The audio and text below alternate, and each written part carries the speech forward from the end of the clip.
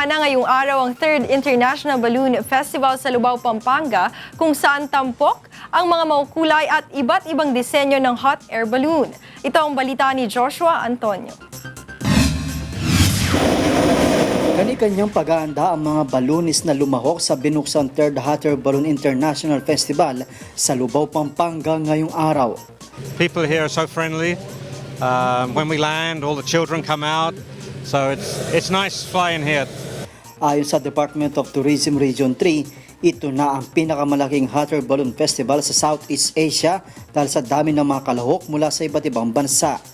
Among the 10 countries dito sa Southeast Asia, ito na yung Pilipinas ang merong pinakamaraming balloons in one event. Nagkakaroon tayo ng 41 balloons within the next 3 days. At ito'y nalampasan yung track record ng Clark Freeport Zone.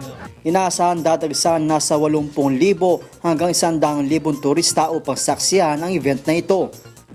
Tampok sa 3rd Lubao International Balloon Festival ang mga makukulay at iba't ibang disenyo ng hot air balloon na talaga namang inabangan ng mga turista.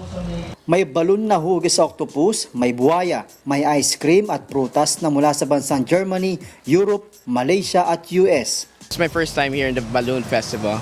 It's a new experience and an exciting one as well, and something to look forward to. Yearly kami, 3 years na to na. Dito kami. Bukod sa panunod ng makukulay na hot air balloon, ay may ibang activities rin na pwedeng gawin dito gaya ng picnic, may kiddie rides rin at mga inflatable na palaruan. We have a lot of activities lined up for everybody, Yung mga kids, they can enjoy yung mga kiddie rides. Ang Hot Air Balloons Festival sa Pampanga ay tatagal ng hanggang sa April 17, araw ng linggo. Joshua Antonio, UNTV News, Worldwide.